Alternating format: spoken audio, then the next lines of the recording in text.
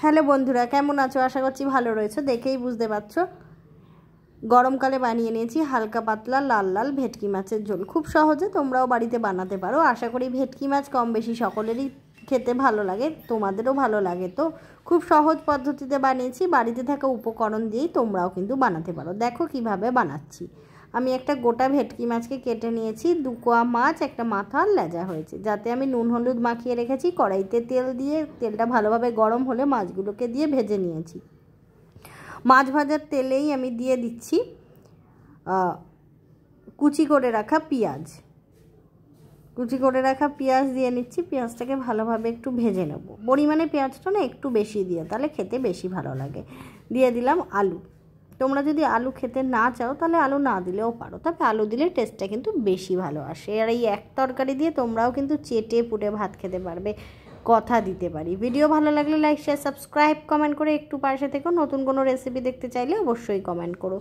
দিয়ে দিলাম একটু গোটা করে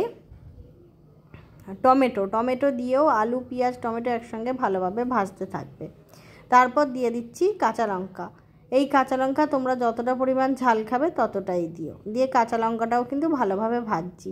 এই কাঁচা লঙ্কা একটু ভেজে নিলে কিন্তু ঝালটা খুব ভালো আসে আর গন্ধটাও বেশ ভালো লাগে। আবারও বলছি, ভিডিও ভালো লাগলে লাইক শেয়ার সাবস্ক্রাইব কমেন্ট করে একটু পাশে দেখো। নতুন কোনো রেসিপি দেখতে চাইলে অবশ্যই কমেন্ট করো।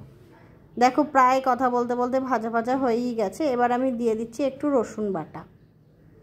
রসুনটা দিয়ে আমি ভালোভাবে আবারও কিন্তু এগুলো ভাজতে থাকবো।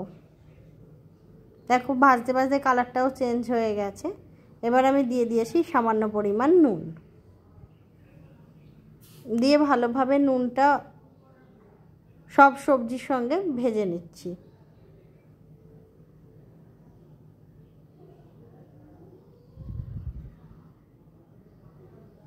দিয়ে দিলাম সামান্য পরিমাণ জল। দিয়ে আমি ভালোভাবে মশলাটাকে কষিয়ে নিচ্ছি। দেখছো কালারটা কত সুন্দর এসেছে।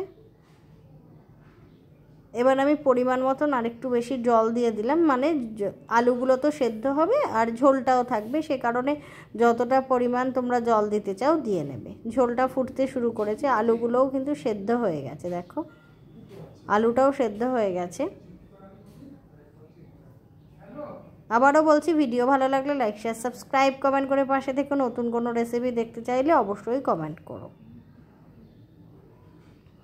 ঝোলটা ফুটে গেছে। এবার আমি যে মাছগুলো আগে থেকে ভেজে রেখেছি সেগুলো কিন্তু দিয়ে দিচ্ছি।